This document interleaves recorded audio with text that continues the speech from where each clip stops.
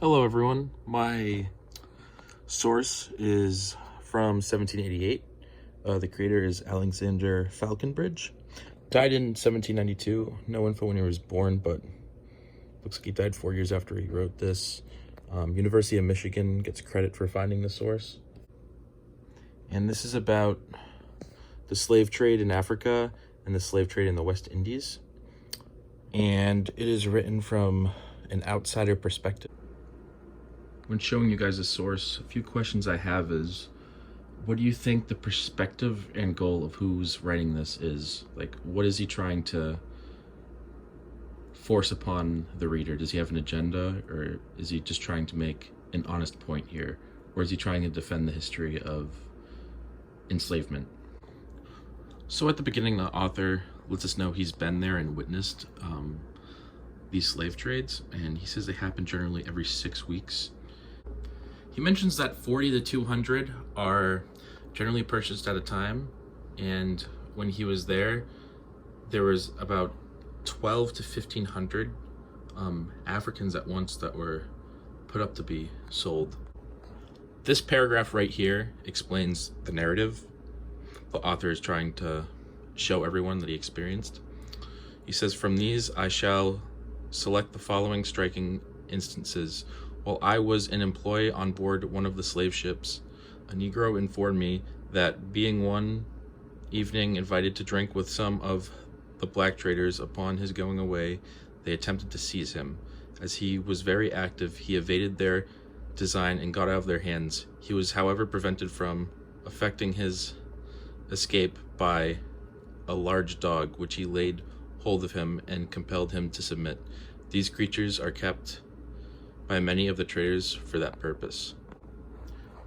So you can see here the author is trying to talk about the black traders, and throughout this article you'll see it's not mentioned about the people. Nothing's mentioned about how the slaves are treated once they're bought or on the voyage. It's only about the black traders, the people who are selling their own, according to this author. He also says that there's also different groups of Africans all over the continent that are trying to sell each other, is what he's trying to say. This other paragraph right here also talks about a trader invited another fellow countryman, as this author says, to talk with him and to entertain him. Then the man offers to show the man he's trying to entertain what a cool ship looks like. So he has him canoe over to the ship, and then he says a bunch of that guy's men that was trying to show this guy the ship, quote unquote, they actually jump off the ship and capture him off the canoe, and then they take him into enslavement. My biggest question would be, do you think the author is trying to justify colonization from these two quotes? "Previous to my being in this employ, I entertained a belief, as many others have done, that the kings and principal men breed Negroes for sale as we do cattle.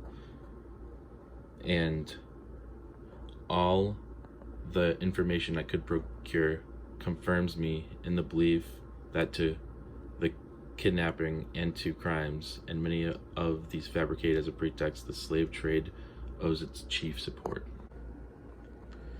Taking this all in with the context of the time period, 1788, it's approaching the emancipation of slaves in countries within the next century, and you can see that this is probably a lot of the political discourse here going on, and I think he's writing this to justify the actions colonizers have taken in the past, because he might try to explain that the colonizers took slaves because the actions of what was going on in the country was so awful that it didn't matter, they took them because they weren't making their lives any worse, is what I think he's trying to say. And I think it's a pretty weak argument, but it would make complete sense within the context of the time.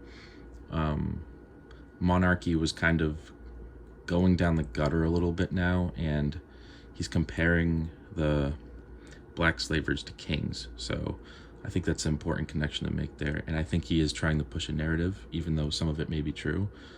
But this really looks like the justification of slavery here from this author.